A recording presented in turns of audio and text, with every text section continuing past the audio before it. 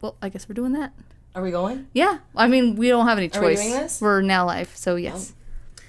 It's time. Hello. Hello. Hello and welcome to Thurdyish. Yes. I'm Bree. Again, I'm Shay. That's Shay. Yeah, it's me. We're here and we're live and we're good. ready for this Hi, Mackenzie. hot ass day. Hello, Mackenzie. Yeah, it is. Well, it wasn't that hot outside. It's a little humid, but it's fine. It was hotter than a pistol out today. I was sweating Hotter than a pistol. I don't think I've ever heard of that one. You've never heard that? That's like my mom's favorite saying. I'm Hotter surprised than no a one else pistol. knows that. Actually, No. she has some really weird sayings. I thought you were going to Love say, you, like, Mom. really? You don't know that? You're from Texas. It's about guns. Crown. You know what? Fuck you. All right. Well, how are you? I'm fucking fine. Fuck Jesus. you too. Yeah, fuck you too. What are we doing? How was your week? It was just full of rainbows and sunshines. Good. Yeah, Yeah, I it was guess fine. we've only been apart for like 5 days. I know. 'Cause It's not even that. It's been like 3. It has been 3. I can count. So I don't know what day it is, obviously. Yeah. Me and Shay did just go on a little joyride to get vodka because we almost we had like didn't have vodka when we started to make and our that would drinks. be a crisis. And then when we were driving back, there was a nice man tanning his butt cheeks Ooh, that on the was. lawn. Yeah, it definitely was suns out, buns out for sure. It was good. It was a good time. Quality. For sure. Quality. Also we wanted to bring up that, so last week we were talking about the college that we both went to, Johnson Wales University in Denver, right? You guys remember that? Well, Because we don't stop mentioning it. No, We're we like, don't. Shut up. well, we also found out like 2 days later that our campus is closing down. Forever. And that must be why. And I heard a rumor they're going to forgive all the loans. They're not. I wish. They're not. But if they ever were thinking about it, they really should. Anyway. Yeah. So we're just psychic. Yeah, we are. We're totally. We should I think start we knew. charging for. We probably made them. They just- probably were like, we got to shut down now. It's true. We saw what the products of our work, We need to just and stop. we are not happy.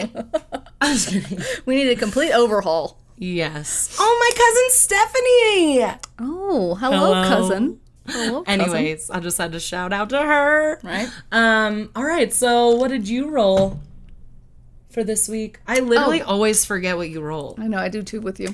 We're Not that I'm so that focused on so ourselves. self-involved, so narcissistic. Paranormal, but it kind of turned more like a history lesson. So Ooh, you're welcome. paranormal Sorry, history. whichever. Yeah. I mean, is it like the history of some ghosty shit? It is. Okay, that's You'll approve, so it's fine. that's paranormal. Yeah. As fuck. Yes. Okay. And then I didn't roll nostalgia, so that's cool. And I rolled food. So what And do I'm you- stoked to talk to you guys about fucking food today. yeah, I'm pretty stoked. Everyone that listens usually is very happy because you're so passionate. I love to talk about food. It's so good. It is good. Nourishes your body and your soul. And And what are we drinking? your pleasure senses. What? I mean, kind of. In a way. What? Okay. Okay, all right. What are we drinking? Yeah. What Speaking are we of drinking? pleasure senses. Yes. Wow. Wow. Okay. Yeah. We're Sweet. drinking raspberry lemonade spritzers. They're pretty good. Today. Yeah, we muddled the shit out of some raspberries, shaded, with Fruits a of pair my of labors. tongs. So if you don't have a muddler, you can use good old pair of tongs or a masher of some sort. Or your hands, as long as you didn't, Just go to the squeeze 'em. bathroom You before. could use your feet like they do with the grapes, but we don't suggest that. No, we that's don't. foul. We didn't do that. So yeah, we muddled the fuck out of some raspberries with some lemon juice. I also mixed some honey into the lemon juice. So it pretty got dope. nice and sweet. And then we topped it off with some Topo Chico and put in some vodka. 'Cause Always. What else would you do? I know, we probably should actually start, like, maybe... And it's so pretty. Look is at that pretty. color. so gorgeous. Cheers. We probably should, like, maybe think of something else other than vodka, but it's just so easy. It just mixes well with... It also doesn't give me the heartburn, because I'm 103. That's true. I do like whiskey, but also sometimes I want to drink whiskey at like 10:30 in the morning when we record I know. these. That's usually, I don't know. That's sometimes a bad sign of your life. If you're drinking at 10:30 in the morning. Yeah. But sometimes you need it. Oh, Oh, my Christopher's boyfriend's calling. Christopher I'm Kringle. gonna have to decline that. Oh, I love you. Bye. He's gonna be bad. No. He's gonna be like, what the fuck? Yes. Anywho. Oh, Mackenzie. Champagne. That's actually a good idea. Yes. To put some champagne in there? I mean, or just to use champagne. Oh, yes, we should. Or we could have actually put yeah. This would be really good with champagne. Yeah, it would be good with champagne. That's what I thought she was saying. You're good, girl. Yeah. I got distracted because my boyfriend called me and I didn't know you just where my missed train him of thought was. so much. But yes, we could do champagne. We could. Fucking mimosas all day. Well, yeah. Or something a little bit more, exciting. Did I answer the phone because Chris just texted me what? What? He just texted me what?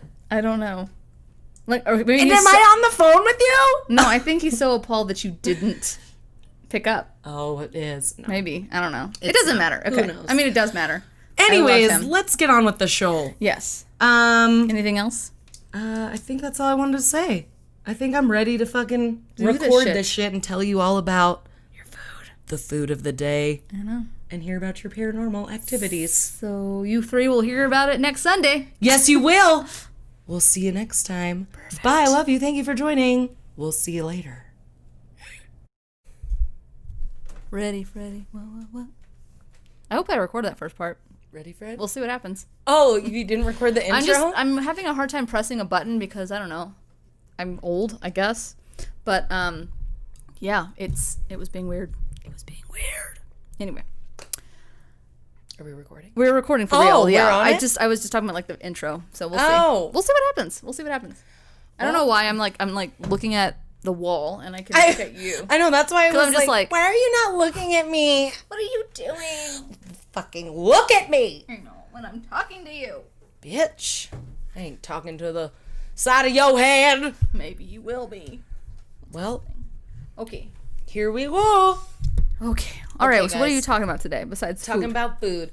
Today I'm talking about, because it's summertime. Mm-hmm. So I'm talking about all my favorite things to eat in the summer. Fuck yeah. Summertime sweetness, if you will. Summertime Fuck summertime madness. sadness. No. Fuck that Lana Del Rey. You don't know. She just is so sad all the time. All right, so yeah, I'm just gonna be talking about some of my favorite summer vegetables and produce, fruits and vegetables. I like it. And then just some what to look for when you're picking them. Kind of like my little spring one. I was that winter or spring? You I did. think it was winter. You did fall. I did because everyone loved that shit. Yeah, and I was like, we got to do summer because, I mean, I feel like summertime veggies are probably the easiest ones. Like, they're the most recognizable to cook, but we're going to give you some things that maybe you didn't think of or some cool little ideas, spark your interest, and then some also unexpected pairings from my flavor Bible that you'd be like, what the fuck? That goes with that? Hell yes. My cousin bought that because of you. And then just talking about food. She did? He did. He did. Yep. He loves that thing. It's the shit, right? It is. And it like just really helps spark your own creativity, and it just makes you like, oh my God, I can mix this with this and it's gonna be good. It's gonna be fine. And also, even like if you're looking at a recipe and you're like, I kind of want to make this my own, even using the flavor Bible to help like create something within a recipe that you're already making to switch out some different flavors. Right. As long as you're not baking and you're switching out like baking powder and weird shit. Don't do that or adding shit. weird stuff. You'll fuck a lot of shit But up. yeah, it's fun. I like it. So let's start with the king of the summer fruits. And what is that? The tomato. Oh, is it the king of the summer ones though? I mean, I know it's a fruit, but I didn't know it was in the my king. heart. Oh, I see. I mean, this is not like a Googleable fact. This is in my own heart. Do you like It's my sun-dried favorite. tomatoes? I do like I'm sun-dried joking. tomatoes. Most people are like, that is so 1996. Whatever. They've been making those for fucking ever, drying those on the brick walls of Italy, remember, motherfuckers. like in the 90s, it was like a big thing. You put it all on your salads. For sure. You did.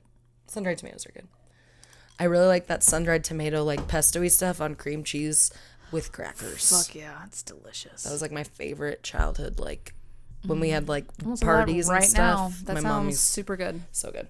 Okay, so tomatoes. Literally probably my favorite part of summer. A fresh fucking tomato from the garden in the summertime. Right. Nothing better Than that. So than that. Nope. Than that. Nothing better. Period. That was it. Period. Period. I like it. With a T at the end. So I really love heirloom tomatoes, which I'm sure everyone has heard about heirlooms, but do you know what an heirloom really means? It's the thing that your grandma gives you, and then you're like, I don't want this fucking dead fox. And you're like, it was what your grandmother came over on the ship. And you're like, what? And she's like, what? And she's like, change my diaper. That is one description Perfect. and meaning of the word heirloom. Yes, a family heirloom. But when talking about seeds and tomatoes and vegetables, heirloom vegetables, those are very different. It's used to describe any type of vegetable seed that has been saved and grown for a period of years and is passed down by the gardener that's preserved it. So, like an heirloom. like an old fox scarf from your grandma. It's not a fox scar. She didn't get eaten by a fox. She didn't bite a fox. I'm just joking. Okay, I did not follow that story, I guess. It was like a fox, like a scarf. Like a scarf. You said like a fox. Oh, you said scarf. I think you said fox scar. I was like, she didn't battle this fox. I was like, what? She's like, here, take this scar. I'm like, oh my god, scarf. Sorry, I didn't an aggressiveness, Grandma. my F. That was amazing, though. I can pronounce it in fuck. Yes, you can. Everyone can. So, heirloom seeds are also mostly open pollinated, meaning they rely on natural pollination, not the hands of other people, and they're not GMO. They're not. They're like passed down. Right. So, the amount of varieties of tomatoes is mind blowing. So, I'm going to talk a lot about some of the different varieties of these vegetables, but one of the coolest websites you could go to, one of my Chris and I's favorite place to get seeds, it's called Baker Creek Seeds, and they're all heirloom seeds. It's rareseeds.com. That's really cool. And they have the coolest fucking heirloom varieties of stuff from all over the world that they sell.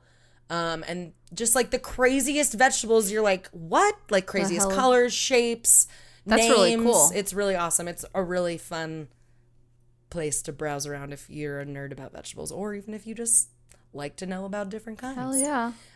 It's just fun to look around. So, some of my favorite tomatoes, sun golds, are like the little dark yellow ones. Those are probably like one of my favorite tomatoes ever. They have so much flavor. Black brandywines are like big dark purple. There's so many dark purple ones that I love. For whatever reason, I love like purple vegetables. I feel like they taste really good too. It's that dark color, has that extra flavor.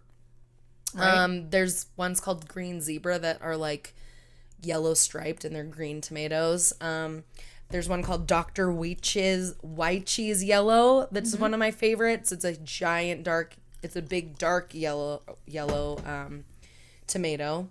There's these ones called Atomic Grapes that literally look like tie-dye, and they're little cherry tomatoes, and they're like purple and green and red.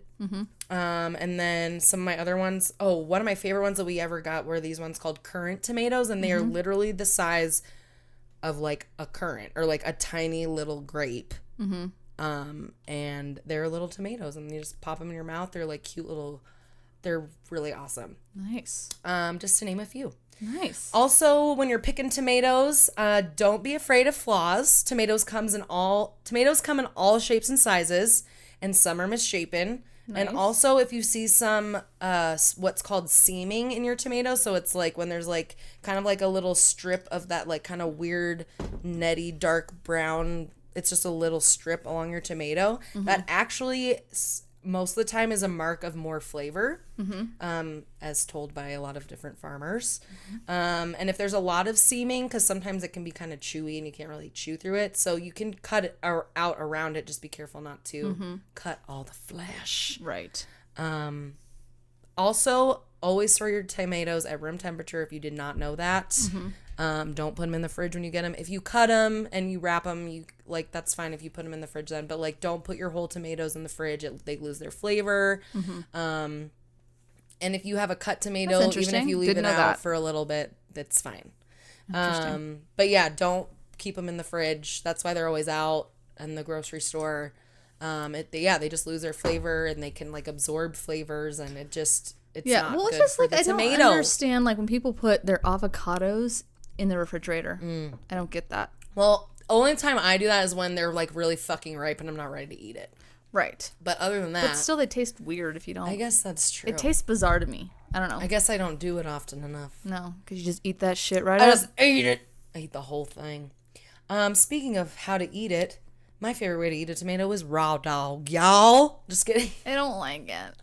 I Just wish raw. I did. I just. You don't like I tomatoes. had I forgot. I had another. I like that. That's why you're so mad I said it was tomatoes. the king. I'm not mad at it. I'm just. But I mean, like, I don't know why. I'm like, I'm not mad at it, Brie. Like, no. I like tomatoes. I just don't like. I could not eat like one like raw. My youngest Oh my God, cousin. I could eat it like an apple. My youngest cousin Katie could do that. She could just take it and just bite it like. I'm like. Yeah, with just salt. Oh, Foul. Not No. even. No, I couldn't even do that. Love it. She would eat it just like I was. I'm like, what are you eating? She's like, it's a tomato. I was like, what are you doing? I'm gonna start eating tomatoes every day. Just right in front of me, like not breaking eye contact. Yes. Be great. So yeah, I like to eat them raw, but I also love to eat them roasted. that And does sound the good. best way I like to roast them is kind of low and slow. So like 300 degrees for like an hour. Low and slow. I like it. Or even like 350 for a little, like just to get a little brown on them, but they slowly are kind of roasting in the oven. And I do like roasted tomatoes like that. Those are super good. so good. So some recipes that I love, which everyone knows about, caprese, I think, which is the tomato, mozzarella, basil. That is like my like all-time favorite like appetizer of all time. My grandma has made that for us since we were really little, and it was always just like, I think it's partially nostalgic, but also like that combination of flavors is like one of my favorite combinations ever. Just with a little salt and pepper and olive oil and a little balsamic vinegar if you want. You don't even need that. Just a little salt and pepper and basil, tomato, mozzarella. So good. Fresh mozzarella. Oh yeah. Another one I really like Can't be nasty. is this is kind of a odd pairing, but there's this salad in one of my favorite cookbooks. It's called The Broad Fork, and it's this tomato salad with edamame, and it has like a miso dressing on it. And miso with tomatoes is just, with the fresh summer tomatoes, is just like a fucking phenomenal Deliciousness. combination. The sweetness and the saltiness and all that. Also just like a cucumber tomato salad with like rice wine, soy sauce, and like onion just mixed together. That's like so Super good. simple, so easy, super light, super yummy. Nice. And then also I love making like tomato conserves even, but that's usually if I have like ripe tomatoes or something from the garden, making something like extra tomato sauce or like a tomato conserve is just this kind of like stewed tomatoes with garlic and herbs and garlic. I just said garlic. Perfect. It's fine. And then also I really like to do like little fresh tomato fennel salad like on fish or just like as a side. Making me hungry, girl. Good. Unexpected pairings with tomato. Watermelon. A lot of people see watermelon gazpacho or tomato gazpachos. It's made with tomatoes, but a lot of people mix them with watermelon. They, their flavors mend well with each other, which kind of sounds weird. That makes sense. Also really like curry and coconut milk with tomatoes, which some people don't really think about, but there's this really great dish called tikka masala, which is like I've had that. tomato That's curry. really good. And if you've ever had that, that's tomato. You probably wait. No, you guys never like made a special like that at Vino, did you? I mean, I did curry stuff. Maybe I've just. I didn't do like. I don't know if I've had a tikka masala. I didn't like specifically do that. I just did little variations of different. Any type of curried you made stuff. curries, they were super bomb. Yeah, bitch. Okay, don't be yelling at me. Just kidding. So yeah, tomatoes. That's my number one. Next up, corn. We all love corn in the summertime, don't we? We do. So always make sure you find corn that is juicy. So you probably shouldn't do this in the store, but I do this in the store. I just peel back the little husk and see if it's plump, the little kernel, and if it is, that's my corn I pick. Yep. Like if it's hard or kind of like it's not juicy, like that's when you know that's not going to be very good corn once you roast it. Also, the sooner you eat it after it's picked, the better. So like if you buy corn at the store and you're not growing it, just make sure you're buying it that day that you buy it eating it the day you buy it at the store, because you never really know how long that shit's been sitting around. But if you're eating it from your garden, fucking just pick that shit that day and grill it up or whatever you're going to do. I like it. And then also the longer it sits, the more starchy it'll get because it's so sugary. And yeah, so it just makes it not as juicy and yummy. Also keep them in their husks as long as possible if you have them. Don't like take them out of the husks and leave them in your fridge. Just keep them in that husk. It's nice natural protection. And also everything is usable. You can use the husks for things. You could dry them out and make tamales if you want. You can use the husks to make stock. You can also, if you take all the corn kernels off the cob, save the cob, save the husks, make a stock with that, and you can make... That sounds dope. You can add that to soups. You can add that... You can freeze it, so you can use it for... Like, freeze it and then use it in the wintertime. Yeah. Just add all that shit to a pot of water with salt. You can add a little onion, a little bay leaf if you don't want to. If you want to just be kind of basic. It's just like a yummy, sweet corn broth that you can make with the cobs and the husks that you normally just toss out. I like it. Don't do that! I did it. I was guilty. I could have made all the tamales. My bad. Yeah, Shay. You. So stupid. It's bad. Yeah, so just like let it simmer for about 45 minutes and strain it out, and you have a delicious little broth. All right. Some of my favorite recipes with corn is the Mexican street corn, or elote, which is like, it's like chili, lime, and then it's like this sour cream mayo mixture and queso fresco and cilantro on fucking grilled corn. Right. So good. I really like putting corn on pizza, like with bacon and onions and like green chilies, whatever. Did you know you can make sweet corn ice cream? I'm sure you knew that. I'm pretty sure. Yeah, you can make ice cream with anything. You literally can, and sweet corn ice cream is delicious. Basically, what you do is you don't have to use the husks for the ice cream, but you take the cobs and you take all the kernels off. Right. The cobs, and then you simmer, like you make your ice cream base, but you basically simmer the corn kernels and the cobs in that cream. Right.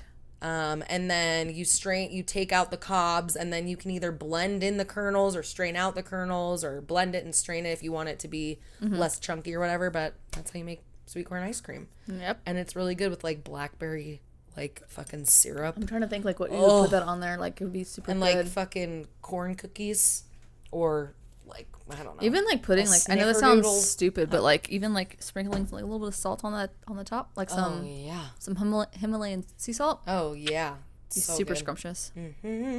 Yeah, so that's one thing. Dope. Also, I've even made tortellini filling with corn, and it's delicious. Oh, I bet you that would be really good. Or adding it to like a saute of vegetables, your corn, or just obviously grilling it up and eating it like that. That's just good too. With some butter. Oh, so much good butter. Some unexpected pairings. Kerrygold. # sponsor us. Okay. Yes. Oh my God, please. If Kerrygold sponsored us, I would literally live in a house of butter. I think that should be our first shirt. It's just Thurdyish # sponsor us on the back. Yeah. That's literally what it is. It is. Just as I always say. And then you're literally sponsoring us because you're buying a t-shirt from us. Shay! We need to like get on that. We will. We're getting on it. We're gonna get on the My t-shirt next game. paycheck. So some unexpected pairings for corn. Star anise and maple syrup were the craziest ones I saw. No. I don't like licorice. Just dip it in maple syrup. All right, moving forward. Squash. I like me some squash. Squash. Summer squash, that is, because there's winter squash and summer But when you put that on the grill dough, no, there's the tits. And that's like one of the best things about summer is like literally just fucking get any vegetable that is in season and put it on the grill. And you have the healthiest, like greatest meal. I got really embarrassed though one time because I've been trying to do like I go off and on and trying to do just plant-based because my body just feels better on it. Notice I'm very careful. I don't like the word vegan just because it's just like, well, did you know that like 45,000 chickens. Never mind. So it doesn't matter. So I can't deal with it. So I just say plant-based so no one's like, you're a vegan. Like, I'm like, no, I'm plant-based, so don't even worry about it. So it's fine. Sometimes, but when I need a steak, I need a fucking steak because let's be real. I listen to my body. You need that beef. I need the beef. Anyway, so I one time I was just really gung ho on it, and I made like all these awesome vegetables. It was like squash and I think some tomatoes, and I just put them all on the grill. And it's super dope. And then I was like, all right, fucking, I got this. I don't need no fucking meat. I don't need none of that. I'm gonna put this tofu on this grill, and that didn't go very well, you guys. So You usually have to like. turns out cure bean it curd and- is very unforgiving. So Yeah, sometimes that don't work too well. no. Got to get that. One of my best friend's boyfriends is still laughing. He's like, so you gonna bring that tofu to that barbecue? I'm my like, he's God. not from the Midwest, so I don't know why he talks like that, but that's fine. That's funny. Yeah, you can grill tofu, but I You think can. have to, I like, just do didn't. some I didn't do it extra right. things to I it and think I rub needed it. to like spray the grill down as well, and I did not do that. So it just like the whole skin just It just stuck right to the sides. Whoops. Whoopsies. That's fine. It's got to go to Plan B. Get it? Anyway, Oh no. just kidding. Let's keep going then. Okay, squash. So, be careful when you're picking your summer squash. They're little fragiles. Are they? They're very tender. Their skin is not like the winter squash. It's not as hard. It's very easily blemished. I feel like there So, are a lot of dick jokes in this. Ready for my first one? Oh, that there hasn't been. You want it to be firm, unblemished, and smooth. Just like a good stiff. What?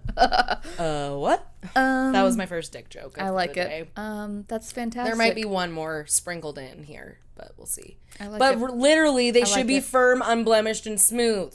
I mean, really though, they should. You want that. You don't want any wrinkly, floppy squash. Everybody wants that. Everybody wants that. They do.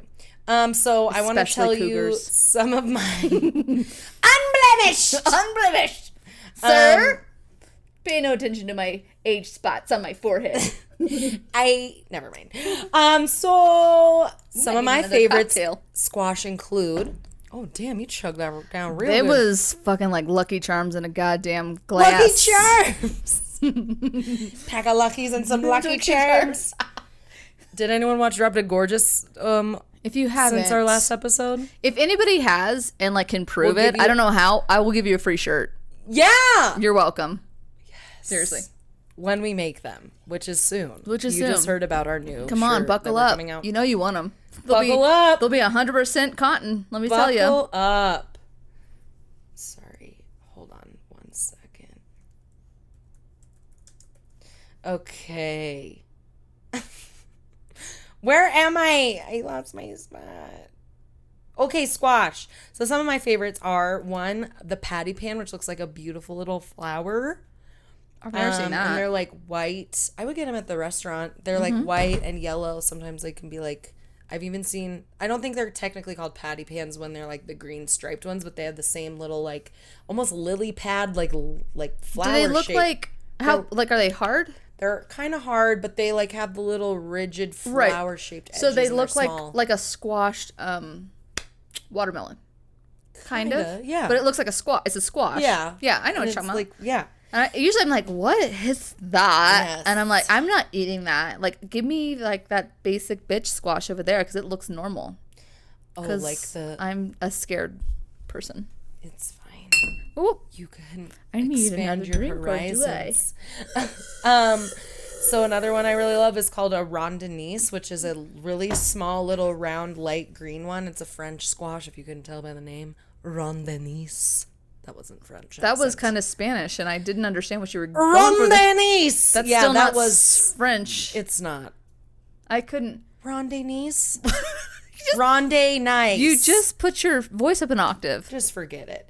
I also like golden Stupido. squash, which That's are the Italian. yes. We're Thurdyish. We're not very good at a lot of things, and one of them is accents. One of the many. There's Sorry. also a little golden distracted. squash. You are. Shut up. So there's golden squash, the Okay. dark yellow long ones that you see in the store, and black beauties are the ones that we mostly see, which are the Wink. black beauties. The green dark greens. I like me some dark There's greens. even little squash called lemon squash that look like little bright yellow lemons, and they're really cute. All sorts of squash. So where can we get these I mean, I can go to the King Soups. Or you go to the farms. You gotta go to the farms. You guys, also, the moral of my whole story today is go to your local farms wherever you are. Which I'm going to tell you. You'll get the best things and the freshest, most healthy ingredients. I'm going to tell you this right now, Brianna, and you're going to judge me, but like, I've honestly never bought anything from a farmer's market. I've been to them. In your life? I mean, I've been to Sprouts. That's just her eye roll was the kind of farmer's audible. Market. No, I've been to them. I just have never bought anything from them. It's more of just a breaking of my heart inside. Well, it was very quiet, but also loud. Okay, moving on to squash. My favorite way to eat squash is grilled or roasted on a high heat, like 375, 400. Get a little char on that. And you want it to be a little al dente. Yeah. At least I do. I don't like squishy squash. Nobody likes squishy squash. And don't forget about using the blossoms of the squash either. What's the blossoms? The actual blossoms that turn into the squash. So when they're male, they don't turn into a... I don't really know how to tell. They're like the opposite of a bird. A bird is usually the peacock, and they blossom, and they just are like, look at my fucking feathers, bitches. I might be a little intoxicated. I apologize. That's fine. But the females blossom is what you're saying. saying. Well, they all blossom. I don't... Forget what I was just delete that. I am being a little extra right now, and I'm pushing... Like, you're like, I didn't research that, bitch. Like, you're supposed to be quiet. Let me say this. Over it. Leave me alone. Anyways, the blossoms are really good. You can, like, chop them up and saute them with different veggies. What I personally love to do is you fucking stuff them, and then you dip them in a very thin tempura batter of sorts, Nice. and then you fry them. That actually sounds pretty dope right now. Together. Okay. So fucking good. Okay. And I've even pickled them before. You can pickle fucking anything, motherfuckers. I like it. You can even pickle squash, which is one of my favorite kind of pickles. Chris makes the best pickled squash ever. We'll have to make you some. Tell him to get right on that. Okay, I will. Tell him. We're growing our squash. It's growing. You also have, Brie, you should tell him about your beautiful strawberries too.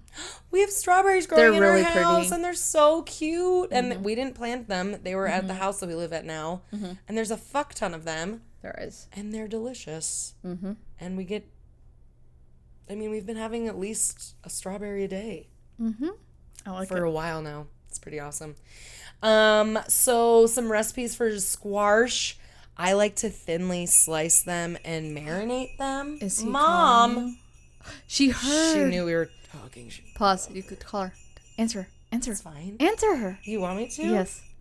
Hello? Hi, I'm recording a podcast. She answers the phone like you. You're recording a podcast? Yes. Yeah. Where is he? What? We're recording a podcast, not a bobcat. Oh my god. Your mama's funny. Silly girl. No. But can I call you later?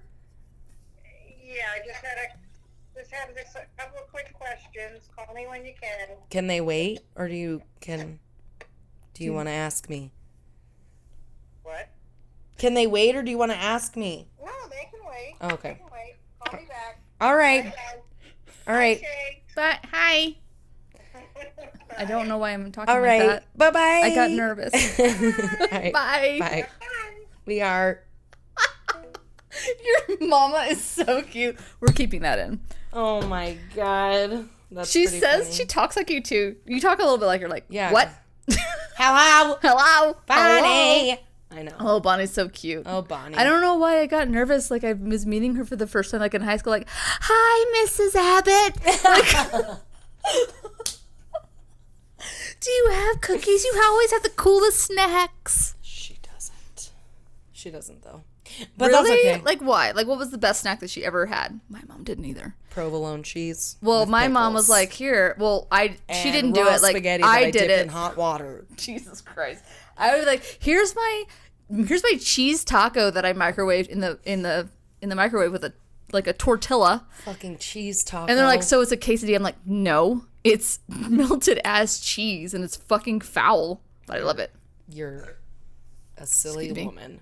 All I right. was a lady. Recipes. I'm so sorry. Finley's. I'm trying not to talk for 2 hours today. That's all this is. I just don't want you to have to. I don't You're want fine. our We're only episode at to be 30 5 minutes. hours. It's fine. Okay, go. Sorry. I'll just shut up. You're fine. I probably just need some have food. more. Yeah, go for it. So recipes. They're really good, thinly sliced and marinated. Okay. Just like, whatever you want to marinate with them. Some herbs, some spices, some olive oil, a little vinegar. I like to even stuff them, like the really long ones. You can take out the seeds and then stuff them with like different grains, different cheeses, more veggies, Yeah, that sounds herbs, all sorts amazing. of stuff, and then just roast those in the oven. Really good topped with like just grilled and topped with pesto or like a chimichurri, which is just chopped herbs and onion, garlic, lemon. Dude, And then don't forget to pickle it. I remember you making like your, you guys at Vino making the skirt, like what steak was it? Not skirt, but the Flat flat-iron steak, and they had that chimichurri sauce. Oh, fuck, The that was best. dope. Chimichurri is like my favorite. So fucking good. And it's so easy. Yeah. And then also one of my favorite like dessert breads, quick breads, is chocolate chip zucchini bread. Zucchini bread is probably one of my favorite quick breads as well, because you can't go wrong. It's so good. Yeah, it is So good. And then it's also really good, like just like sauteed or roasted, and then you just like shave pecorino romano and like pecans on top, and Bomb. even that's good. Moving forward to beans. Yeah. Beans. I love beans. The magical fruit. You eat them and I toot like a storm. So there's Hashtag single forever. It's okay. someone will appreciate your toots. My They toots and my will. scars. Look at Well, these they scars. will never appreciate them, but they'll accept them. They will. But look at Chris it. Like, still doesn't accept that I fart. Like, what? I mean, he does. But he's like, oh my God. I'm like, whatever. Meanwhile, he's like, Meanwhile, he is the fartiest. yeah. He's like, that is foul. Yeah, I'm like, shut up. Did you literally hear yourself 6 times 5 minutes ago? Mm-hmm. Shut your mouth. It's a fun little game we play. It's true. Shaming each other for our farts. Anyway. That means true love, dude. That means Right? true love. Just shaming each other. True love. Beautiful thing. So there's 2 types of beans. There's shelling beans, which are the beans like, pinto beans, navy beans, I love me some pinto fucking beans. fava beans, lima beans. Make some. Is it kidney beans as well? kidney beans, yeah. Kidney beans? Okay. My dog Kidney liked to roam. One day Kidney left his home. He came back all nice and clean. Where, oh, where has Kidney been? Kidney bean, Kidney bean. Where, oh, where has Kidney been? Oh, I learned that in Campfire, and I had That to is, say it. sounds like a And then you can Campfire use it song. for like jelly bean. My dog Jelly liked to roam. One day Jelly That's- left her home. I think we've That's talked the about one this that before. I know of that I learned at Girl Scout camp. Yeah, So learned at Campfire Girls. whatever. We would have were like shanked better. each other in the streets. We would have, but I was more legit because I knew way more shit than you guys. Like what? How to start a fire? Yeah, that's true. Tie Actually, I knots. never actually knew how to tie a knot. I never knew how to. I never knew. I never learned how to start a campfire.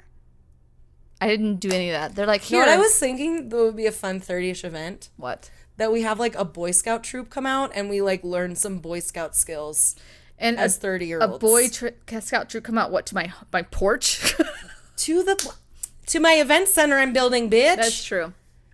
I like that idea. All my actually. events I like are that based idea. out of there. I like that idea. Anyways. And they'd be like, "Are you tying two knots. girls dumb?" I'm like, "Yeah, we are, sirs, little sirs. Yes, we are." Just have children teach us? Yes, and they're like, That might be kind of weird. It Maybe would we be shouldn't weird. do that. But yeah, that might be a little. Well, if the troop Well, master the was troop there, master, yeah, the he'll troop be leader. there. I don't want the kids to teach me. Anyway, That could be kind of funny. Okay. thought that'd be Anyway, funny. go on. so oh my god, I have way too much to talk about. Okay, so It's the okay. best Mine- ways to cook Mine beans. is seriously super short. Okay. Seriously. So my favorite ways to cook beans are blanching is so shelling beans, they'll grow and then Okay. they look like they're dry on the outside, and that's when they're ready to be picked. You don't pick the shelling beans when they're like nice and ripe and green. Mm-hmm. You want the inside of the beans. The inside of the pod will still the beans will be like kind of fresh, but the outside will look dry, and that's when you know it's good and ready to be picked. Right. Also, if you cook them, you can cook those fresh, but they just Okay. take way less than like a dried bean, but you could also just dry those. Nice. Also, the other beans I'm going to talk about are shelling beans, or not shelling beans, snap beans. So, like, the ones you can just fucking eat. Don't have to worry about the skin. It's just tender skin. And my favorite beans of all time are the haricot vert. Do you think Stephen Colbert likes an haricot vert? That's what they're called. Oh, I was like, I thought you were asking me legitimately. It was, but it was a joke. I fucked it up. It's fine. So, haricot vert is a French, long, thin green bean, and they're delicious, and they're usually right in the beginning of the summer. They're ready. It looks like they're spelled haricot verts, but it's pronounced haricot vert. I just knew. Just remember Stephen Colbert, haricot vert. I just knew that because I'm a freaking child with green beans. Like, I never liked them when my mom would make them, like, just get fresh, you know, like the ones I was like, that doesn't look like the ones that come out of the can. Where, like, the little points are, I'm like, why are these not cut into rectangles? Why aren't these cut in rectangles, and why don't they taste like fucking weird corn syrup? Like, I did like canned green beans a lot with so much salt. I loved canned green beans. When I was little. And I hated when my mom made them. Like, made them fucking fresh. I hated them. And now I'm just like, these are so fucking good. So good. So some of my... Also, never mind. It doesn't matter. Go on. I also like to grill them and saute them. That's pretty good. I've never tried that. I really... Yeah, just like really high heat and just searing them. Also, mostly, I like to blanch them first. So blanching is just bringing a pot of water to boil. For beans, they literally take like 2-3 minutes. Like, you want them to still be al dente. You don't want them to be squishy and soft. You don't want that. Okay. And what does that do?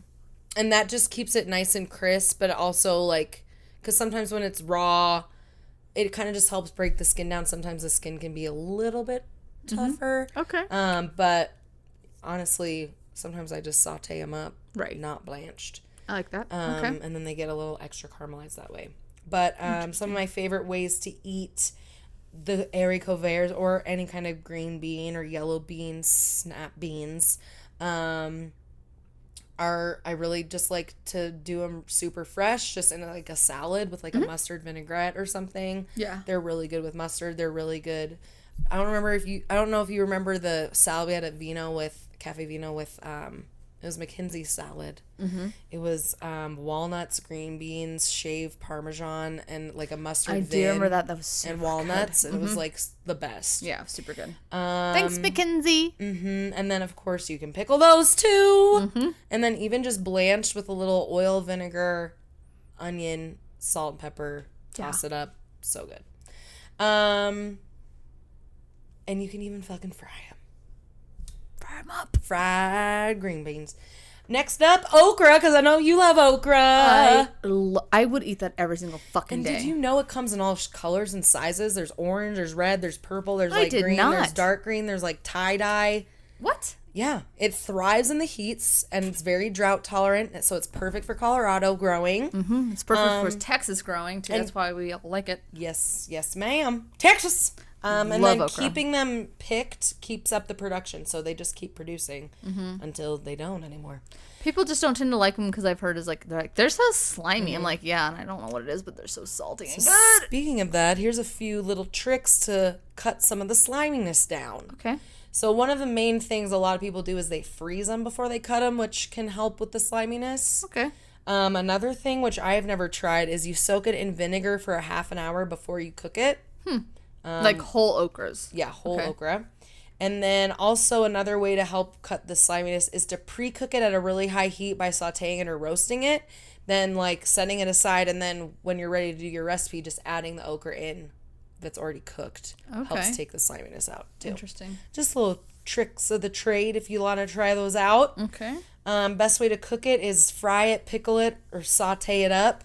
I've actually never grilled it, but I'm sure you could. And then definitely my favorite way to eat okra is pickled okra in a Bloody Mary or just pickled okra. That actually is my favorite, and I wish that there was way more. Gumbo. There was another place like here. Like there's no place here that they put like an okra in. And I love fucking okra in what? Lucille's does it, and they put like a fucking okra in there, and then so fucking good, so fucking good. I really love yeah, sauteing them with peppers, onions, and celery, or AKA the Holy Trinity. Yep.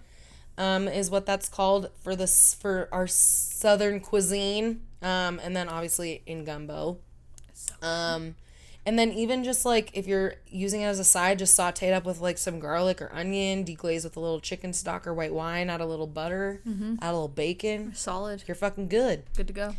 Add it to whatever vegetables you're already cooking up. Next up is one of my favorite. I think this is like one of the sexiest plants is the eggplant. I do like the eggplant. And I'm not just, and now that I'm saying that, I'm not just saying that because everyone uses that as the dick emoji now. Now that I'm thinking about that. Speaking of dick jokes. I wasn't even trying to make this a dick joke at all. I think eggplant plants and eggplants are like so fucking beautiful. I love them. And did you know they come in all shapes of colors and sizes? They do. They are that summer eye candy. And also, they're just crazy because like the plant itself doesn't get huge, but like sometimes eggplants are fucking huge and it just grows on this tiny little plant, this strong ass little fucking plant that's just still upright and this giant eggplant sitting on it. It's just amazing. They're just really a beautiful sight of summer. They're just amazing. And I'm Italian, so well, gotta get that. Not that they're only Italian. They're definitely not. They're from all over the place. That's true. So I'm going to tell you about some of my favorite kinds. My favorite ones, they're called Listada de Gandia, and there's also these ones called Antiguas, and they're both like kind of long, oval shaped, and they're these like light purple, white, tie-dye looking eggplant, and they are so pretty and they're so good. There's also these ones called Rosa Biancas that are like dark, that are light lavender color, and they almost look like a Cinderella pumpkin. That's really cool. They're really fucking pretty. Yeah. That's cool. There's these other ones that Chris really likes to grow. They're called Oswads, and they're fucking literally the size of your face. They're the size of a head. They're humongous, and they're big and fat, and they're like rippled on the bottom, and they're dark, dark, dark purple. Pretty. Really cool.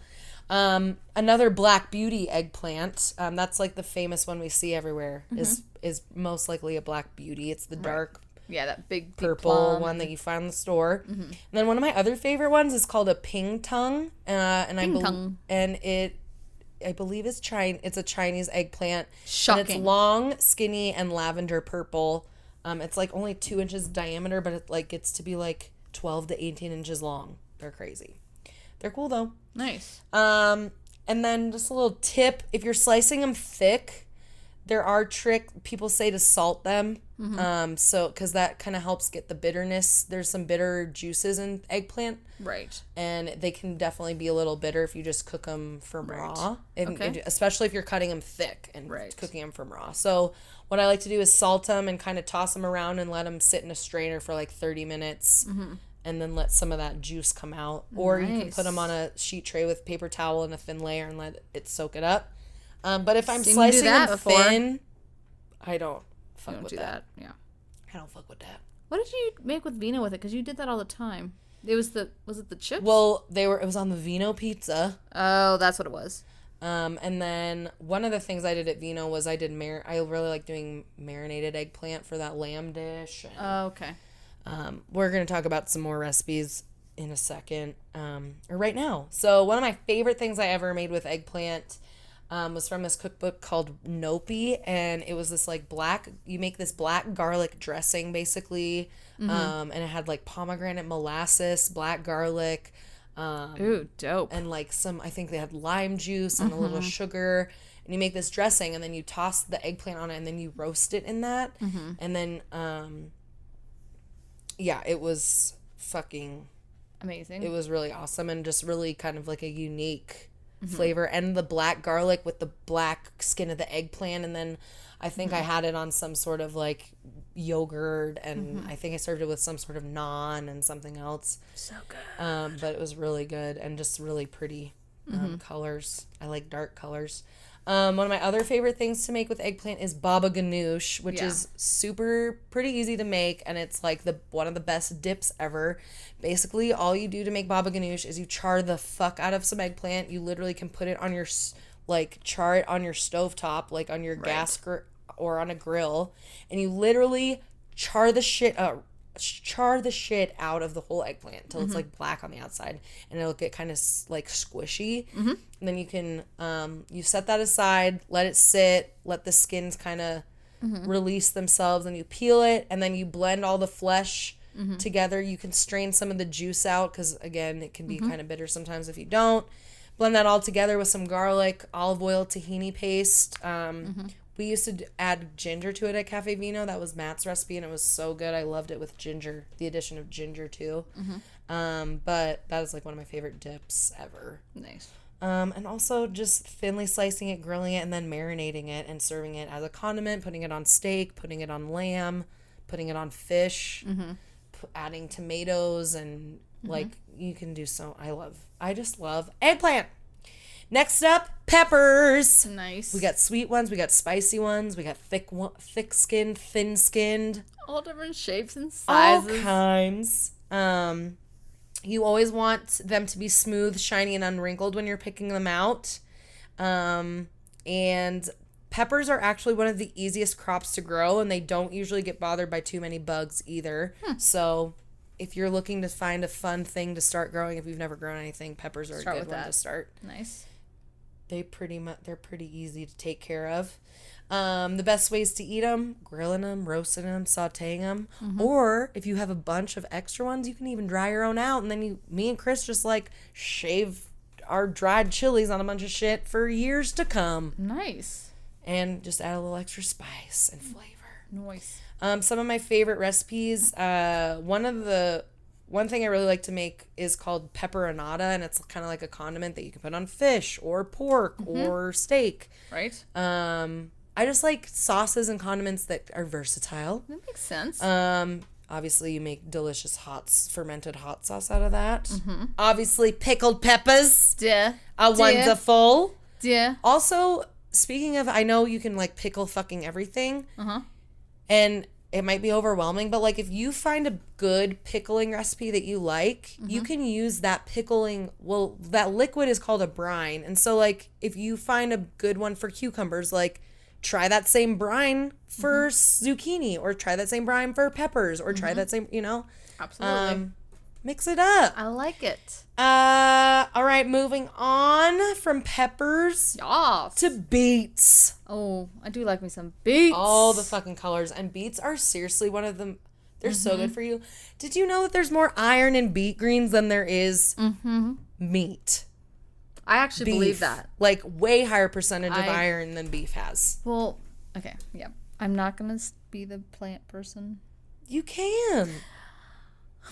No, but like they talk about that. Like if you ever watch the doesn't mean you're saying that it's wrong to eat meat. No, I'm not saying it's wrong to eat meat at all. It's just a fact. Some people they actually need the meat for 100%. Yeah. Everything. They talk about that different. in Game Changers on this Netflix documentary. If you ever watch it, have you ever watched that before? Game Changers. Yeah, it's called, and it's just like if you really think about it, and they talk about like you only can get iron from a cow or a steak or whatever, but like it actually is proven that certain veggies have. Like think about it, like how can that big old fucking 2,000-pound steer they don't eat meat, they eat freaking plants, and they eat like certain types of whatever, so it's not shocking to me. And yeah, and a lot of the reasons that we like have to take so many supplements and all this other shit now is because our food that's grown massively produced is not having the same 100%. amount of minerals and vitamins. That's why you need the hereditary, like the heirloom seeds. You need heirlooms. You need to buy local as much as possible. They got them nutrients. You're still getting nutrients from a vegetable at the store, but just know how much more. Be original, like when you go shop at a boutique. Shop at a farmer's market. Yeah, food. And then if you can't, that's okay. Go shop at least at Sprouts, because at least you'll get most of our shit. I hate Whole Foods. I hate Amazon sometimes, but they do have. They good have shit. the best fucking products. They have the good best shit. produce They have section good shit. of. If you have to go to a store, besides a farm, obviously. Yeah, they have good shit. But just, it's important. Yeah, Get your vegetables fresh and crisp. So beets. You always want to pick your beets. You want them to be firm and hard. Just like, Yeah, what we know. You know. You don't want any squishy beets. No. they're gross. No. Also, best ways to eat. I like to thinly slice them and put them in a salad. Like, I think yellow beets are my favorite. They're so sweet and yummy. Yeah. Golden beets are really good. I like them And a then lot. just roasted, too, is my other favorite way. So good. Unusual beets. pairings, but also delicious pairings with beets. Blue cheese, if you're a blue cheese fan. I actually believe that. Beets and blue cheese, So good. yes. I'll talk a little bit about a little dish with some blue cheese later. Also, beets and avocado are really good. And beets and honey go really well together as well. Makes sense. And you can fucking pickle it! Yes. But y'all knew that. Everyone Lots of knows people that sweet now. pickle them. That'd be My good. grandma always sweet pickled them with like cinnamon and star anise and like it was like syrupy. It's kind of crazy. Hate star anise. So this is my absolute favorite way to roast beets, and I'm gonna give you my secret. Okay, guys, you are lucky today. That's right. So when I roast beets, my favorite way to do it is I don't take the skin off. I just wash them up, scrub them up, and then also roasting a beet with the skin on. You can once you roast it with the skin on, you peel it off after, and it makes your life way easier. They don't bleed everywhere as much. It's cool. So, anyways, keep the skins on. Just scrub them up. Okay. You can even eat the skin if you want, but Go for it. we take it off most of the time. Anyways, so I zest and juice like an orange or two, and I just rub the zest, oil, salt, pepper all over the beets. Then I make little foil packages of like 4 to 6 beets at a time, depending on how big they are. Nice. I put some of the juice in there, and then I also put a couple of sprigs of thyme in each little package, and then however many beets you're doing, just make your little packages. Nice. And then roast those on like 375 for, it depends on the size, from anywhere from like 20 minutes to like sometimes like almost an hour. Wow. Depending on the size of the beets. And then you just basically want them to be fork tender. You don't want them to be super squishy. You don't want them to be hard still. Then you can peel them up, and then you can either cut them up. I pureed it like that, and it's so good with like fish or chicken or just grilled vegetables. Or you can puree that shit and make some beet ice cream, which is also really dope. Oh yeah, you used to make some beet I used ice to make cream, some beet bitch. ice cream. It was super good. Yes, you And did. it's gorgeous. It is That deep purple. Yes, So when good. food looks like paint, Yeah. that is my whole heart. And it tastes good too, so, you know. I think I've said that on the last food one. Yeah. I feel like I say that every food Yeah. episode. It's super true. So one of my other favorite, I've made like tortellini filling with it with That'd goat be cheese. really good. It's so pretty. Just the color alone, like Yeah, it's so gorgeous. pretty. You guys know that. So with blue cheese, like just drizzle some like kind of make like a little salad with it. So like just blue cheese, olive oil, little lemon or orange, So or like a good. vinegar. So yeah, like just a really creamy blue cheese that goes really well with that, and then some sort of nut or something with that is a nice little salad appetizer kind of thing. And then one of my favorite things I ever made in culinary school, rest in peace, Johnson Wales, Denver. Right? Already burying it down in the was- ground. We made me and my it was like a day that we got to kind of do whatever the fuck we wanted, or we got Nice. to be kind of more creative. Nice. And me and my chef and I made like this beet. He told me about this beet beurre blanc he would make with Thomas Keller at his restaurant, and he used to work at the French Laundry. And so we made a beet beurre blanc, and Nice. the plate. The reason it was my favorite thing I made in culinary school is because he also showed us how he plated this dish. Oh. And it was a lobster dish with this beet beurre blanc, and they literally put the plate like almost on the floor. And then you drop the beurre blanc from like up high, and Yeah. it kind of splatters on the plate, and that contrast, it looked so pretty with the Nice. beautiful lobster, and it was just like such a vivid memory It's gorgeous. of my culinary school. That's kind of like with and me. it was like my favorite chef. Oh my God, Chef Duvall. No, Wow. Chef Dawson. I was like going to say, like, I was like, wait, which one died? everyone loved Chef Dawson. Chef Duvall, rest in peace. Yeah, for Chef real. Dawson. Everyone loved Chef Dawson too. Yeah, Chef Dawson was the one that I did this with. No, I remember I had one of those moments too. Like it was like this giant, and we unfortunately there was such a big, I think like a faculty change at some point, so we didn't get to have like the same dessert. I think chef, which kind of sucked, just because that dessert chef was amazing. So they were like, when we did a demo, so we were gonna like see what we're gonna do that next whatever lab. It was like this chocolate egg, and they had put it was like a giant piece of paper or whatever. And I'm sure you've seen it like in probably some fucking Food Network show or whatever, but it's a giant piece of paper, and you do all sorts of different things like candied or just like even salted pistachios or whatever it is, and it's dust, and there's these sauces, and there's like a chocolate egg in the middle of it, and you come up from top and you drop something down, and it just and the whole dessert just goes all over the table, and then you pick it up between. It was one of those moments where you're just like, fuck, that's amazing. Yeah. Food is so cool. It is. And it can be expressed in every fucking any infinite like if you were like a starving artist, but you're like, but your artistry is food. I know, it's ironic. Yeah. It is ironic. Yeah. To be a starving chef. Yes. It's true. It is actually. So yeah, that's beets. Nice. Next up, let's talk about a couple sweet things, and I'll shut the fuck up. Okay.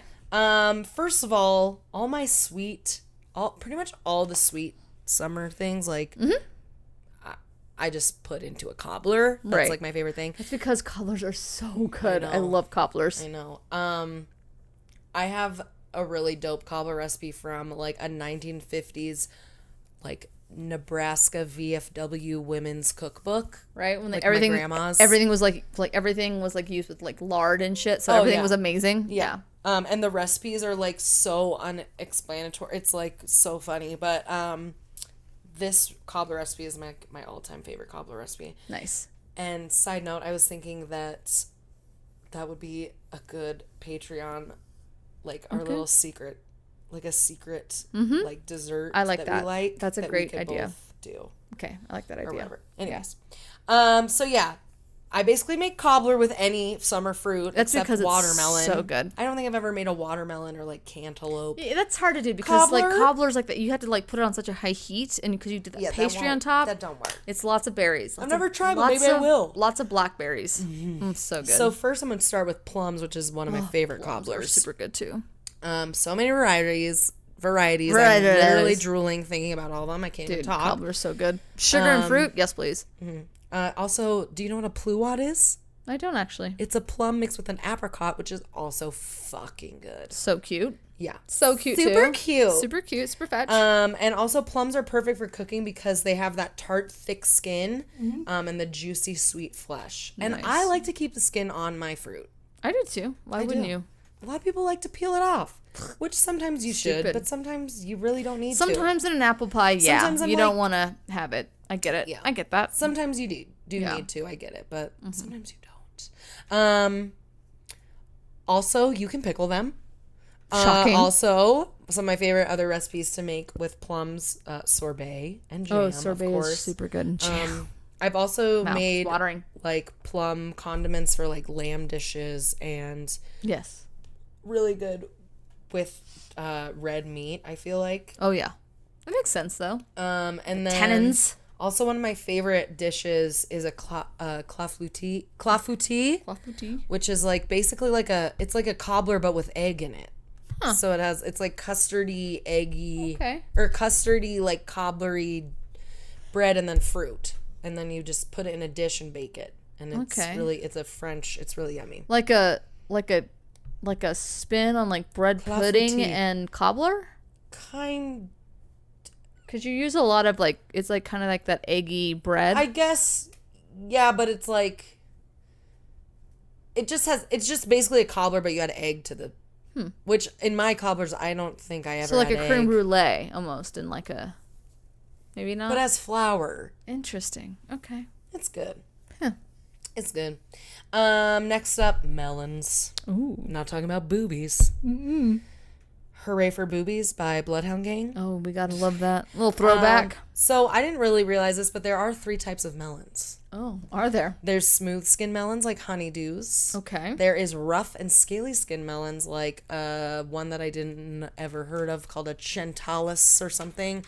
But it's like, it's the melons that are kind of like lumpy and they're... What? Not like a cantaloupe. So a cantaloupe has like net. It's called net skin. What are you talking about? But then a rough and scaly melon is like kind of bumpier and it's just not, it's not smooth skin and sometimes has little, Makes sense. Okay. But it's not completely netted Right. like a cantaloupe is. Gotcha. I didn't realize there were those 3 different kinds of skins. Gotcha. The epidermis. Anyways, I've also never cooked a melon, so. I've never cooked a melon either. Maybe I've made like I think I've like made a sauce. So I Okay. guess technically I have Okay. like a dessert sauce, but not like, anyway, Okay. that's neither here nor there. Gotcha. So my favorite recipes for melon is like, I love doing a chilled like soup with Right. melon, which is usually kind of sweet, but it's also kind of refreshing. For sure. Sorbets, obviously drinks. Our watermelon drink we did last week was delicious. It was really good. Also a super easy thing to do with melons is making like a little granita. So basically just blending up the flesh with a little like simple syrup that you make. And Friday then nights. you spread it out on a cookie sheet and then you put it in the freezer and then every like 45 minutes you come and scrape it and then you do that until it's all nice shaved ice looking and you just eat that as a nice little snack or you put vodka on top of it. Nice. And it's really good. It's really dope. Speaking of that, I am feeling drunk now. Yeah, I need another one. So Wrapping it up? Also, yes, I am. Okay. So I wanted to tell you my favorite thing I've ever fucking made with lemon. Melon. Lemon. That's a tongue twister. It was this appetizer that I made with shrimp and this like melon cucumber salad. That sounds dope. And the shrimp was brine. I brined it in like a coriander lime like brine. Nice. The shrimp and then grilled it. And then Nice. the salad was lime zest, lime juice, chili, like different chilies, jalapenos. There's long shaved cucumbers, mint, parsley, cilantro, basil, olive oil, and salt. Nice. And it was like the best fucking. It's like one of my favorite salads I've ever made. And then I just put it on top of creme fraiche and served the shrimp on yes. skewers, and it was really fucking good. Last one I'm going to talk about is peaches and nectarines, but we Nice. all know what to do with these. Yes, we but do. I couldn't not talk about them for a second. I get it. And did you know you could pickle them? Duh. Both of them, nectarines At this point? and peaches. Also, when you're picking peaches, you want to, the best ones, you can smell them. You also want to make sure they're firm but not hard. Sometimes the imperfect odd-shaped ones are the most flavorful. And also, you don't want to refrigerate your peaches. Really? Don't do it. Takes away that flavor. But again, that makes sense. Again, that's like when you eat a And they're freaking just- refrigerated avocado. Yeah, they're just good in sweet and savory Yeah. applications. I like them raw. I like to grill them. I like to roast them. I like to stew them. I like to pickle them. I like to do all the things to them. I love peaches with pork. I love peaches with fish. Mixed with herbs, mixed with different sounds cheeses, so good. marinated, bruleed, and I love the skin. Yeah, that sounds so good right now. Some other flavors, cucumbers are really awesome in the summer, obviously. But just so you know, there are some cucumbers that you do need to peel the skin off when they're nice and thick, but some of them you can eat the skin. But some of them, if you're like, this is disgusting, it's probably because you need to peel the skin. Gotcha. Another one, obviously, fucking carrots Right. from the garden are my fucking favorite. One of Carrots the are best pretty dope. flavors. Like fresh carrots from a garden are the best. Berries, obviously, but I don't need to talk much more about that. Then last but not least, I wanted to talk about kohlrabi, which I don't know if anyone's ever had it, but it's like a little turnip, fucking potato-y. It's not potato-y, but it's like, it's not spicy, but it's like a root. It's kind of a root vegetable, I guess. It kind of grows like a beet, so it's like it's a root. And it's really good raw, like in a salad. Like it goes really well with apple. And then also I love to cook it in cream or like milk or just stock and puree that shit and serve it with steak or chicken or anything. So if you see kohlrabi at the farmer's market, yeah, pick it up. Nice. Try it out. Also, if you guys ever are like, oh no, I don't know what to do with this vegetable, DM us. Right? I can help you I like out. it. I I like like it. that. Shift time with Brie. I like Chef it. time with Brie. Nice. And that's fucking it. I like God it. damn it. No, we were chatty. Seriously, though, mine's pretty short, so don't even worry about it. Perfect. All right. Well, that's all I got for summertime. It's good. Now it's time for ghosts. A small ghost. A small. Is it about Casper? Nope, but that would be the friendly ghost. And this one's not. I mean, what was that? The cat knows. She's stuck in the chimney. Okay, well that's. We're gonna go find the cat. We're gonna go find the We'll cat see you now. later. Okay. Hello again. Are we back? Oh, we're back. We're here? Yep, we're here. We're live? We're live. Okay. As alive as we can be. Talking about the dead. You're gonna like this one. I'm excited. This is the paranormal story of Catherine Grattan Lader. I could be saying that all wrong. No. So it is it's a paranormal, but it's also mostly like history heavy because there wasn't a whole lot of ghost stories about her, but I thought it was cool. She's also known as Lady Moon. Oh, shit. Also known as Cousin Kate. Oh, Cousin Kate. She was a little sailor. All right. Yes, just like us. Woman after her own heart. Hell yes. All right. Fuck yeah. So we found out about this lady. We went to go horseback riding up at the Sundance up in Red Feather Lakes of Colorado. So I did it because it was kind of a local, so I thought it was kind of cool. That is cool, and I wanted to do this. So it's not a whole hell of a lot known by when she was super, super young, but she was an orphan from Ireland, and she crossed the pond in 1865. But really, she didn't cross. I mean, she was in her mom's belly, and then pretty much became orphaned on the ship because She was in her water bed. she was in the water. a good old water bed. In the water, and then the water broke, but she was still like in an the water. Inception. Yeah, it was good. It was totally. It was like before Leonardo DiCaprio, which is funny because he actually died on that pond. He did. Boom! How's that for Inception? Holy shit! In Ireland? Wasn't it in Ireland? It was outside of it, but yeah, it was over the Atlantic. Oh my god! Just bringing it back. Boom! Turn around. Okay, so she was an orphan. That was very far fetched. It was, but I liked it. We always bring it back. We do bring it back. So she was an orphan from Ireland who crossed, like I said. Okay, and then she lived for 6 years with her aunt in Iowa. So that's some corn-fed Iowa beef. You know, I drove through Iowa a couple weeks ago, and it is a beautiful fucking state. Was it? And it is.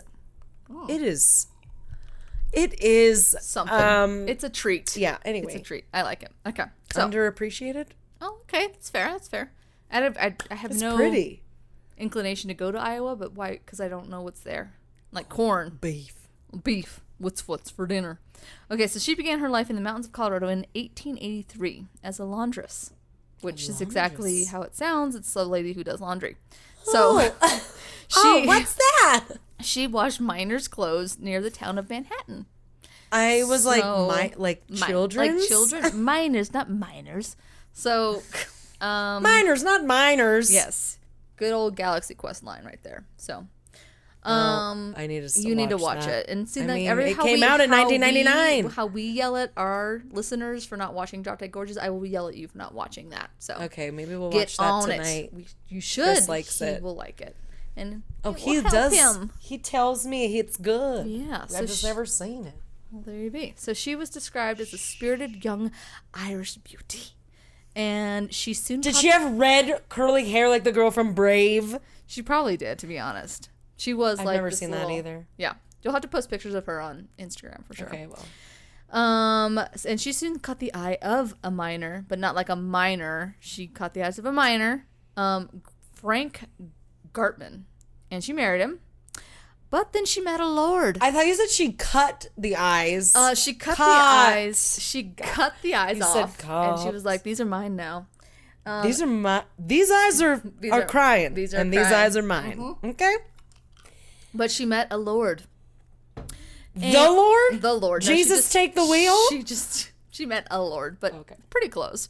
His name was Lord Cecil Moon, and he came to Colorado seeking mining treasure. He enrolled in ranching school, which I didn't know was a thing, in Kate's neighborhood. Well, in Katie's. 1865, there's. Well, apparently there was couple whole things to- ranches that were built for those kind of things for people like him, which I'll tell you who kind of like what he was about. Oh. So, And she nursed him through an illness. And then she divorced. Let me make sure that I have all my shit here. Oh, yeah. Okay, so she divorced him. He actually caught ill. They don't say what it was, but she nursed him back to health, and she divorced husband number 1 and married the British Lord. So, and like, I'm gonna say, honestly, who wouldn't? I mean, he's got the Lord name in front of him. Like, it was like, it really adds to who you are. Just we on. know Lord Disick. You know, Scott Disick. Oh yeah. Maybe. I don't even know why I brought that motherfucker up. I don't either, but you do you. Because he's lorded himself because he's an asshole. That's why I brought him up. Anyway. I like it, though. And he's rich as fuck. So, Moon, who was the son of a baronet, so he was kind of like up there on the aristocratic ladder. He was a remittance man, which was like a British heir living abroad on an allowance. So, oh my. Hence his quest for gold. And he was like a semester abroad student, you know, like, yeah, I love to travel. And like, I'm totally like, I mean, I'm on my parents' dime, but like, I just really, really connect with like this area and just fucking touting it up and he's on his mommy and daddy's dime. Yeah. He's on mommy and daddy's dime. So, but apparently there was ranch schools out there for people that were for remittance men like that. Because of just like they're just like go to art school, like go on there, son, like it's go like to art school. Those like rich kids that like were like homeless and like train hopped for like 2 years of their summer or whatever. And it's they're like I had to find myself. I'm like whatever. It's like with like their trust fund, right. It was stupid. Like I'm just really into pickling. Like get out of here. So anyway, that's fine. So So when his father and grandfather died, he and Catherine went to England to claim the inheritance, including the title, which was the Lord and Lady, essentially. Apparently, she insisted on wearing her Western riding and her her rusted riding gear and her odd clothing, I guess. I don't know what that would be, but okay. And refused to conform to the aristocratic expectation of his family. So her English in-laws didn't really like the match, essentially. And treated her kind of coldly and not very well. And though she did get an audience with Queen Victoria, and she insisted on. I think she went over to England a handful of times throughout their marriage, and she always insisted on bringing her horse Moses. So she was like, "Yeah, fucking put that shit on there. Put that onto the under part of the ship." Can you imagine? Like that horse travels better than I do. Like that's ridiculous. But anyway, that's with the money, they bought the ranch west of Fort Collins. Can I get a what local? Hell yeah, shout out. Yep. So that's where we went horseback riding. Yep. So on her ranch. And she so ranching life really suited her. She hung out with ranch hands, rode her horses, and drank whiskey with the best of them. Dude, that sounds like the fucking life. Right? But probably did like a little different kind of riding as well. Oh, she did. She got around. She got around. It did not, however, suit her more sedated, intellectual husband, at least so claimed. One Lady Moon's story tells of an excursion she made to Fort Collins by stagecoach, which, by the way, can I go down to King Soopers in a fucking stagecoach? Be like, sir. Dude, I saw people riding their horse to Overland Foods in LaPorte. That's pretty awesome. And I literally I was just like, this is literally my dream life, to ride my horse to the grocery store. That would be awesome. I'm not gonna lie. That would be fucking kick-ass. Anyways, let's get our stagecoach, Shay. Right? Just get on. Like Wells Fargo's probably selling them, right? They always have, them on the pictures. Yeah. They got a few lying around. Right? Just they don't use those much anymore. Keep the horses in the stall right next to the Budweiser horses. All right. So here's how the story goes. So it seems that Cecil had been boarding in town at the Garland home, which I'm not quite sure where that is. The Garlands had 2 beautiful daughters, and he had been seen around town with one of them. Angry, Lady Moon came up to town armed. Under her linen duster, she sported a Colt. Yeah. Right under your duster. You know how you put your things? So she had a Colt revolver. She succeeded in her she succeeded in her mission, for the coach driver reported that he had 2 passengers the next morning, Lady Moon and a very subdued Lord Cecil. So my guess is that she killed them. I'm not quite sure. It all kind of reads like, do you remember like reading those, what is it called? The boxcar like Tales from the mysteries? Dark, or like those scary stories, and it'll have like those weird, like fucking weird drawings. And it was almost like a riddle wrapped in the story, where it would like kind of just skip paragraphs, and then you have to like draw your own conclusions. So the story kind of read that way when I was researching it. So I was like, so she killed him, but we don't really know. Like, all we know is that he was in the stagecoach, and he was kind of like, "Brr," and she was like, "Yep, I got him. Don't worry about it." So I don't know if either she killed them or she just went and got her man. I'm not quite sure. Got her man. Yeah, exactly. So trifling hoes. She was like, not today, Satan, not today. So she had dyed her hair. She dressed extravagantly, and behaved like just like she was out, and she was like, fucking like, don't like fucking tread on my shit. Like she was, don't tread on me, bitch. She was a boss bitch. So Cecil had actually made a lot of money from his ranch. I love her. Right? She's amazing. Like, she just didn't give a fuck what anybody thought. Like, I wish I could live my life. Like, I didn't have to be like, you can, Shay. So the bagger at King Soopers like looked at me a little funny, and I think it's because I don't know. Like, never see him again in my life, but I just am so concerned what he thinks. So, but Cecil had made like a lot of money from his ranch. He bought cattle from all over the world, raised different herds in different canyons, like what our wrangler was talking about, how like he was the first one to kind of realize like how Black Angus steak really kind of, it either tasted better, or how there was something with higher elevation, how they raise cattle. The meat tasted better for some weird reason. In Colorado, they do really well, and he was like the person that found that out. That figured it out. So this was kind of part of that. So that's dope. So he raised herds in different canyons and practices in this newfangled science called genetics. Spooky. What? Yeah, moving bulls from herd to herds and studying how well the offspring adapted to the mountain. So that was kind of part of that. Some sources claim that even though he did prefer the calm life, Cecil also liked to gamble and drink. Ooh. So Cecil lost a lot of his money due to that. Prostitutes. Right. But they actually didn't claim that he did that, but he did. They claimed that he did another stupid thing. So every time Cecil brought property, he and Catherine would party with whiskey, because they fucking love their whiskey. Cecil would get drunk, sign over the deed of the property to Catherine. So she fucking owned everything. She owned that everything. Was her fucking plan. Right. She was like, yeah, fucking like, just sign it have over. This ninth shot. He's like, babe, I fucking love you. Like, she's like, yeah, okay. Like, fucking, if you sign it over. Yeah, sign it over. I'll give you a treat. Right. Yeah. And he's like, what? I love you. What? Oh my like, this is amazing. Like, I don't deserve you, babe. Like, that's... So she fucking owned everything. And she was like, yeah, okay, whatever, dude. Oh, so, you bought something? Well, we're getting drunk tonight. So in 1909, Cecil sued Catherine, asking like the district court of Denver to force his wife to return him some of the assets that he signed over to her. The court refused. His signatures on bills of sales were valid even if he was drunk. So he was like, fuck. That damn right voodoo woman. Right. So this obviously put a damper on the marriage. I forgot about this part too. So Catherine allowed Cecil to live with him in the house, but in the kitchen with the chickens.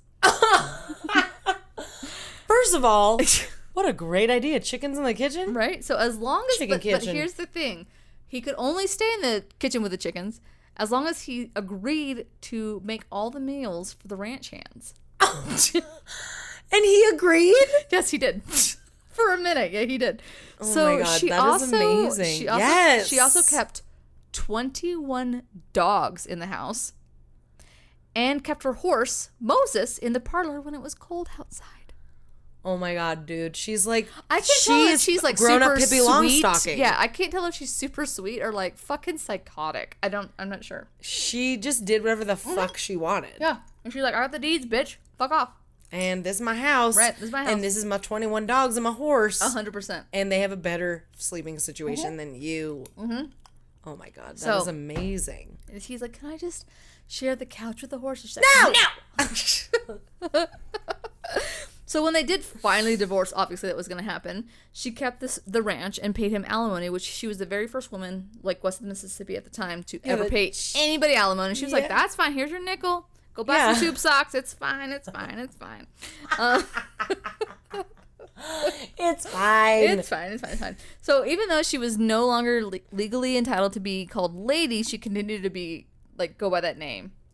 And fuck yeah, Lady I fucking Moon. would. I would be like, yeah, no takesies, backsies. Get the fuck out of here. Your last name's Moon. I'm keeping that. Even like she, Lady Carmel, here I come. She would go. That would be amazing.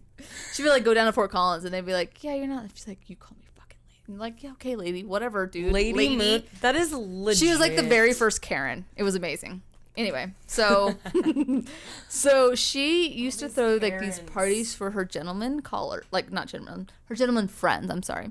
The parties would last sometimes 3 to 4 days. Oh my God, at a time. so fun. Right? Super fun. Could you imagine partying in 1860s, the 1880s? Just the fucking alcohol tastes like rubbing alcohol. This is the best shit. We are so fucked up. Mm-hmm. We are so, they're literally just fucked up. Also, time out. Yeah. So we're making that event center in Windsor, and that house was built in 1899, and I want to have a party that's called Party Like It's 1899. I love that. So you are all invited. Come do it. Anyways, it'll be amazing. go on. We'll have whiskey. It'll be amazing. We'll have all the whiskey. Moonshine and whiskey is all we're gonna have. We're gonna be able to have. Yeah, bring your sleeping bags because you're not going anywhere. Maybe that should be on the other place. Yeah, that's true. That's in the middle of nowhere. That's true. Okay, so the women in the area also were not very they were not very fond of Katie and her parties, obviously, because I'm sure some of their husbands were there. So she was and this was a very conservative, heavily Mormon and Baptist county. So, at the time, not so much anymore, but anyway. It's neither here nor there. So, among other tales about her, it was said that she had these oversized bloomers in order to hide a stash of liquor, because at the time I think it was a dry county or a dry city. So when she came to our drought, so Fort Collins at some point was a dry town, and she put them in her fucking bloomers. I wish there was someone like this now. Right? Just be like, what's that? Is that Shay, it's gonna be us. It's gonna be us. So there was even reports of her making her own whiskey and selling it. And apparently she did get arrested at the time because apparently she fell over and she was drunk and her fucking legs were clink, clink, clink, clink, like a Tin Man. And they're like, yeah, you're going to jail. And then she was like, fucking search me. And then she got off because they refused to search her underwear. So they're like, I don't want to do that. Oh my So then God. she just walked away. So yeah. Yeah. She's a smart bitch. She was a smart bitch. Hide them in my bloomers. Yep. You ain't looking there You're at all. like, you are a devil worshiper. Oh my word. So, oh my God, that is. I am obsessed with her. She's amazing, right? She's a spirit animal. So seriously. Right. So well known and flamboyant, books were written about her, and a radio soap opera called Our Gal Sunday, broadcast from 1937 to 1959, told the story of a poor English girl married to a rich British aristocrat and living in the mountains of Colorado. Not exactly her story, but inspired by hers. Oh my God. Yeah. So another guy, Homer Croy's, cool. right? Homer Croy's book, The Lady of Colorado, was made into an opera performed at Central City in 1964. So she has quite a little legacy because of what she had done. So, and there's a rumor. Fucking stay true to yourself, y'all. Right? So here's kind of where, and a lot of the facts, because there was novels and there was operas about her, some of those facts about her whiskey and everything could have been skewed, but who knows? She drank it. There's actually a rumor that she developed uterine cancer and died in 1926. And there's even a gravestone in, I guess, Mount Olivet Cemetery in Denver with her name on it. But apparently that's not what really happened. So again, there's more speculation about it. What people claim happened is that one day Catherine simply just fucking disappeared. So no one could find her. After searching around her hotel, it's called the Livermore Hotel, the sheriff's department went up to the old barn at the Cold Spring Park Ranch, and it was in this dimly lit barn they found the body of a woman chopped up into tiny little pieces with no head. So the body was never truly identified as hers, so it's truly up to speculation. But yeah, so it was never identified as her. It was never in the 1800s. So that's why they say no, she died of uterine cancer. But again, like, so it's kind of like we'll never really know. But I don't know why they just don't like pick up the body. That's like crazy. they don't like unearth the body of that person and be like, this could have been her, but they didn't have DNA back then. Let's So start like a petition, Shay. Yeah, like what are they gonna do? Like they don't. How are they? She didn't have children. I don't think. So how can they even? That's true. Know if that was her body? Do you What know a what I mean? wild woman! I love her. Right. So here's the thing about her ghosty ghost, and again, this is very short, and pretty much we're almost done. So again, it was just super short. So it was good that you went long.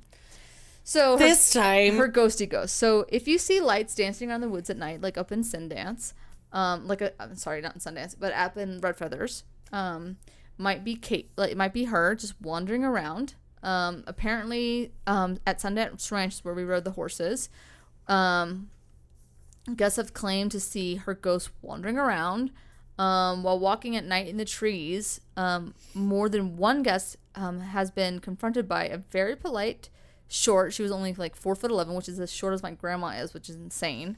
When she Little ladies. And that was when she had a head, and much shorter without. Obviously, she was probably like 4'5". without No, a wait, head? that's not right. How big is the head? Big head's like It's like 1, 12 2, 3, 4, 5 inches. So yeah, so I guess 7? like 4'5". So she was like 4'5". When she so they would that person would like that ghost would come up without a head, and with a thick Irish accent. And I'm not gonna even attempt to do it because fuck that. She would say, "Excuse me, dearies, but have you seen my head? I seem to have lost it somewhere. If you see my head, I would be ever so grateful." And then she just disappears or wanders off. Bye. Yep. Oh my God, that's awesome. Right? And that's just my short We little did story. not see Lady Moon on our horseback We did trip. not. We But didn't. But I'm our super glad. Our wrangler was telling us about her, and we were like, "We're doing a podcast on her." She was a boss little bitch, and everyone. Oh my God, didn't I like love her. She was my little. So there's not a whole lot of history about her, but and then I guess The history that is about her Yes. is So I guess what happened though sweet. after she did die, she actually did a pretty noble thing at the end of the day. Like she I guess bequeathed her lands to somebody, who then bequeathed those lands to who essentially are now the Boy Scouts, and that's the big. I think it's like I want They to have say like million acres. it's or like shit. something like it was. Thousands. She said it was like 3,000 acres, something like that. So it was a big chunk of land that they had, and so it did go And to she a gave good it cause. to them. Well, She gave I it don't know to how good of a somebody then cause the who Boy then Scouts gave it to are. the Boy Scouts. So anyway, so that's my The Boy very Scouts are a short- great cause. Yes, they are. But sometimes the leaders are not. No. But that's a lot of things for a lot of for things, right? everything. That's a yeah. lot of things. It's a different crime story. That's a different crime story for a different day. Right. So there you go. That's my story. Here we It was go. very short. So That was great. But she's sweet. yeah. I like her. I think that she's my little spirit animal. for sure. She's our mascot. 100%. Lady like it. Moon. It's true. All right. Do you want to give you a little shout out? I'll give my shout outs. Well, guys, we're gonna roll now. We are going to roll. Gonna roll for next week. Again, thanks for listening to us. If you don't follow us on Instagram, you definitely should. Our name is Thurdyish, Thurdyish, spelled wrong because, sometimes you don't remember how to spell things. Oh, speaking of that, #Thurdyish, I was trying to spell among, and I was certain I knew how to spell it, and it was always wrong. I thought there was a U in there. Nope, there's not a U in among. I have no words for you, but I love you. My words are misspelled. So I heard you. anyways, #Thurdyish. Also, if you ever have some cool stories that you want us to talk about, always DM us those. Those are always fun. Also, let us know your favorite parts of the episode if you want. That's fun too. We like It to is. hear if you guys think that we have weird, random, Yeah, and funny quotes. Totally. And we just love you, and we're glad that you're hanging out with us. Also, if you want to review us on iTunes, Please do. or where you So can it gets review off us, that car review. it just helps more people check See us us. out too. So we love you and thank you. And you rock. We love this. So we're glad we get to do it every week. That's true. And with that, without further ado, Shay's rolling. 5 is history. God damn it, it's science. It's science. Fucking shit. But I have something, so it's all good. So go for it. You do. You told me. I should stop being so angry about it. Oh, it's a double science. People are like, damn it. No, it's okay. I got one, though. I think I have one, too. You think you got one? I think I can do a really special science one. All right, I like it. I was explaining to someone yesterday how we, like, come up with the topics. And I was like, well, we roll the dice, and then, like, last week, like, I was telling her about when I rolled, or I, like, talked about after-death communication because I rolled science or something. Right. She was like, how the fuck did you, like, just... I was like, I don't know, it's just how our brains work. We just think of random shit we want to research, and then we do, and then we tell you guys about it. And you're like, also listen to us. Also listen. Also... And she was like, I'm going to. You could... I recruited a couple people last night. Don't you worry. We're going to be up to 10 listeners. I'm just joking. It's more than that, you guys, I swear. We're good. We love it. We love it, and we love what we're doing, and that's all that matters. And I'm glad that you guys like what we're doing, and that's all that matters. In all honesty. Seriously. And on that note, we'll stop. We're going to go. Okay. Because now I'm drunk. Perfect. Okay, bye-bye. Love ya.